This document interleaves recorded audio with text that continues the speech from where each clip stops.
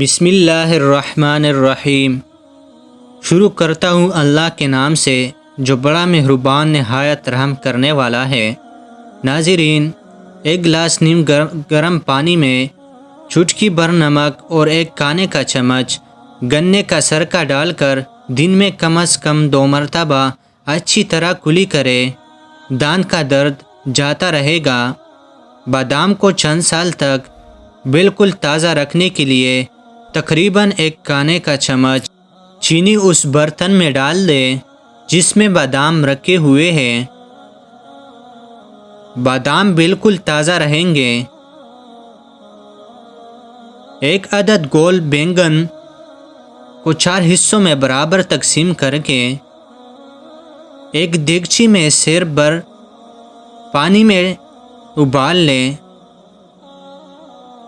جب پانی نیم گرم رہ جائے تو اس سے دونوں پیر دھو لیں۔ ایک دفعہ عمل کرنے سے 1 سال تک پیروں سے بدبو نہیں آئے گی۔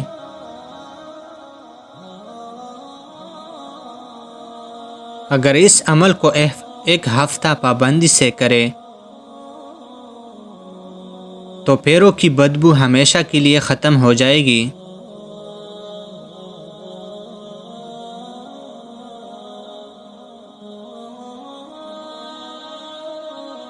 لپسٹک فاؤنڈیشن کے استعمال کے بعد لپ برش کی مدد سے ہونٹوں پر بیرونی خط کھینچے اور پھر لپسٹک لگا کر دونوں ہونٹوں کے درمیان ٹیشو پیپر لے کر دبائیں۔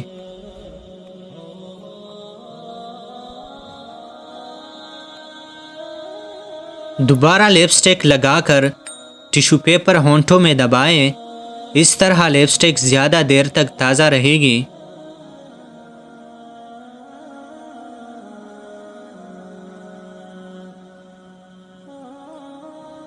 گھر میں لال مرچیں پیسنے کا ایک بہترین طریقہ یہ ہے جس سے مرچوں کو پسینے سے نہ کھانسی آئے گی نہ چھینک کے۔ خشک مرچیں دھوپ میں کچھ دیر رکھنے کے بعد جب انہیں گرائنڈ کرنے لگے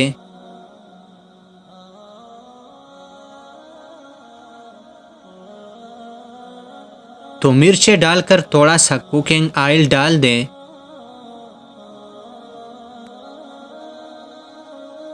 اور پھر گرائنڈ کریں۔ اس طرح آپ گھر میں پسی ہوئی خالص مرچیں تیار کر سکتے ہیں۔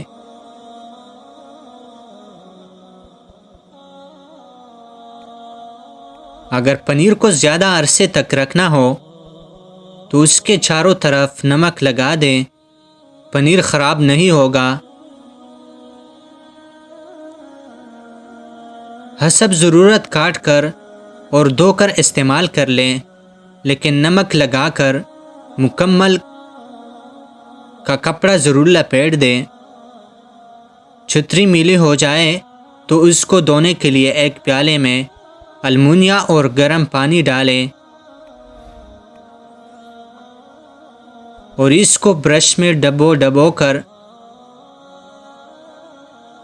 چھتری کے اوپر پھیرے، بالکل نہیں ہو جائے گی۔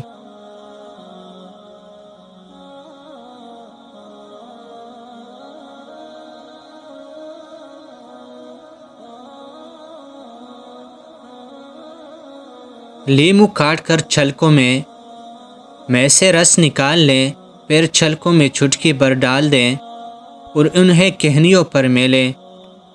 چند دفعہ کے استعمال سے کہنیاں صاف ہو جائے گی۔